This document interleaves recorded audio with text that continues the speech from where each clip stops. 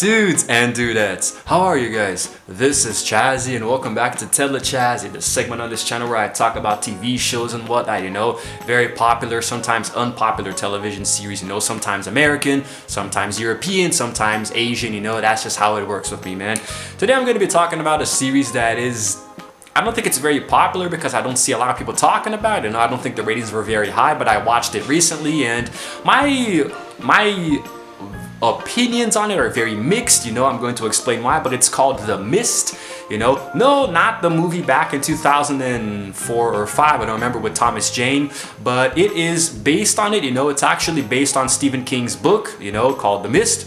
I'm pretty sure that was pretty obvious, but I just wanted to, get it out of the way anyway. So basically, if you saw the movie back in the day, then you pretty much know what it's about. A strange mist envelops a town, and it reduces visibility to pretty much near zero. Nobody can see anything, and then eventually they find out that inside the mist there are monsters, and other paranormal forces that affect people in different ways, Now, the very first thing that I want to say is that it is a far cry from the movie. The movie was actually really good, because it was a very creative concept. I personally never read the book by Stephen King, but I'm pretty sure that but knowing Stephen King, he's my favorite author, well, my favorite horror author, and I say that despite having read very little of his books, but the point is that whenever you see an adaptation of a book, of course the movie or the TV series is going to take a lot of liberties and not going to adapt it very faithfully, I think the more popular, some examples of the more popular adaptations were The Shining and the Pennywise thing.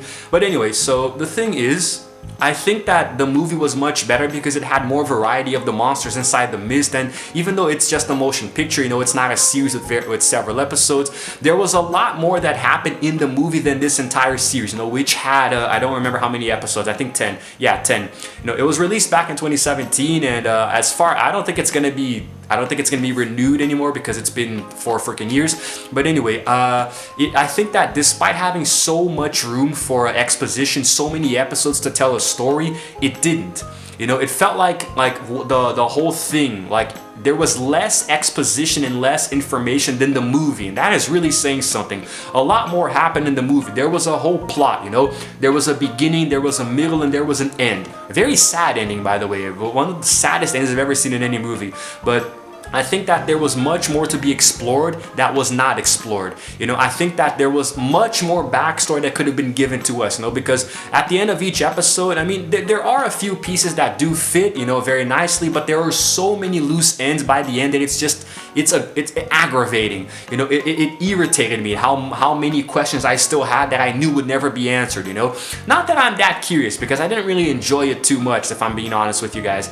I really didn't think it was entertaining. It started off really well. The first few episodes were really cool, then when the mist shows up and you kind of know what's gonna happen. But it's very weird because it's much more hallucinogenic now than it was before, because it's not so much about what's actually in the mist so much as what the people are seeing in the mist, because now they play on the idea that there's no actual fixed danger in the mist, because back in the original movie there were monsters in there.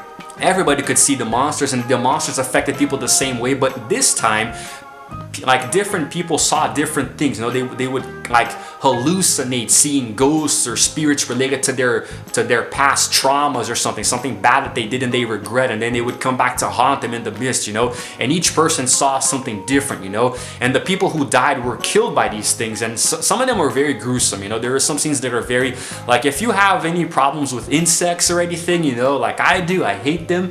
There are scenes where insects are crawling all over people, there's one that goes into a guy's ear and like freaking cockroaches or something. Then there's one where a bunch of leeches fall on this guy and just start crawling into his body and eat him alive. Ugh, it's disgusting. But I have issues with bugs and stuff like that, man, creepy crawlies in general. But I think that it could have been much more fleshed out, I really think that they could have given us much more than we saw. You love it here. It is pretty. Not if you look closely. Okay, regarding the characters, it's been a while, a couple of weeks since I finished watching it, so I'm going to, I have a little cheat sheet here, I gotta read them. So we have Kevin Copeland and Eve Copeland, a wife and a a husband who have a daughter, Alex, you know, and then we have a few others who, man, some of these guys I can't even remember. This show sucked so much that I can barely remember anyone's names, you know. But we had them trying to kind of protect their daughter from things that are happening before the mist even shows up, and apparently she was allegedly raped when she went to a party, you know. We think it was the popular kid. We later find out it was actually her friend who wanted to protect her. He turns out to be a freaking psychopath, you know. And then we have Mia and Brian, who are two people who get together later, you know. There are a few different the character development is a little wonky. It's kind of weak, actually, you know. There are good, like, I think that Eve, you know, the actress who played her, Alyssa Sutherland, she was actually pretty good, very good execution of the character, you know. But like the chemistry seemed a little strange sometimes, you know. It wasn't like The Walking Dead where there's a fight for survival and you make connections with people, you know. It kind of felt like it was a cheap Walking Dead knockoff, so to speak, you know. The whole, because at one point there are a lot of people trapped inside a shopping mall as the mist is outside, you know, so it does remind you a lot of The Walking Dead. It just doesn't feel too good, you know. It just, I don't know, it feels like a whole been there done that kind of thing, you know what I mean? So I honestly think that it kind of sucked, in my opinion, you know. I really don't think that, I think that there could have been much more, you know, could have been much more. And some of the actors kind of suck, you know. Their tensions rising into the mall. They start dividing up into factions, you know. Those who want to go outside and those who don't. Those who want to protect someone and those who don't, you know. Then people start accusing each other. Kids start dying, you know. There's a lot of stuff happening, and some of the people lose their minds, you know, which is to be expected when you're freaking isolated in a shopping mall and there's danger outside, you know. And some of the characters travel to and fro to different locations to try to get supplies and answers, weapons, you know. So it's very Walking Dead-esque style. And there is a dude named Adrian who's kind of a douche.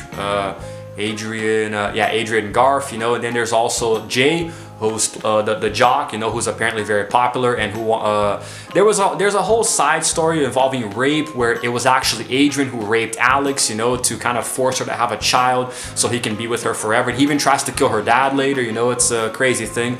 And then we find out that Jay was actually innocent, but he eventually dies anyway when his dad forces him out into the mist, because there's this crazy old lady named Mrs. The hell is her name? Mrs. Raven, Natalie Raven, you know. Her husband is unfortunately killed by a man outside who's hallucinating. He thinks he sees stuff, you know. Then he's shot in the face, and then from then a very strange thing starts to happen. Mrs. Raven becomes kind of like pretty much that the crazy religious lady from back in the original The Mist movie, you know, where she becomes kind of like a vessel, you know, like a bridge between the misty world outside and the real world inside, you know. And the mist doesn't really affect her negatively. She can go outside and nothing hurts her, you know, but the people around her get hurt and sometimes killed. So she's kind of like I don't know. Of course the priest inside the church starts to argue with her because he believes in God, and she thinks that she's kind of falling into the evil side of things. And then they eventually both go outside to test their own individual fates. And because it is a movie, a series that is about the mist, the priest who believes in God dies, you know. And then because we're trying to establish here that the mist is the real religious thing. Me being a non-practicing Christian, I of course disagree with this, you know. But hey, it's just a fictional work of entertainment, so no need for me to get all offended and all whatnot. The legend of nature turning sour. Some locals hear it's a black spring. We're at the mall. Dad, please.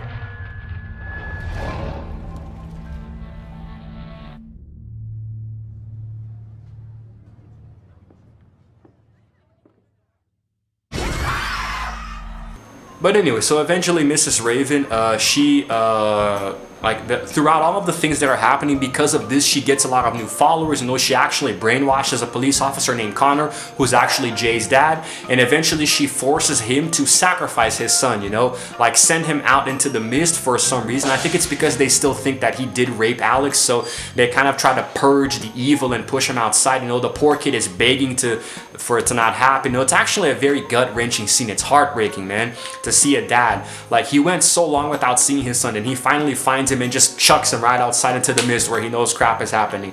There are a few tense scenes where Connor is forced to kill other people, you know, to try to appease Mrs. Raven, you know, so there are a lot of twists and turns. It's not a confusing series per se. It's not like Dark. You guys know the German TV show Dark? Yeah, well, it sucks. It's pretty much like, it's like it tried to be Stranger Things, but tried to make it in German and more confusing. You know, it's freaking annoying as hell. I really didn't like that series. I wouldn't even review it here because I didn't even finish it, but it's not exactly confusing, but it's just too simple, I think.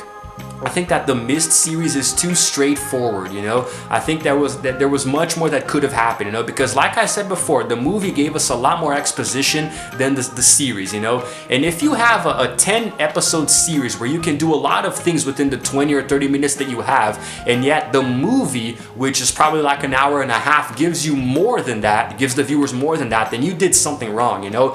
Somewhere along the way, somebody made a mistake, you know, if that's all you can offer us. And I think that, is it worth watching?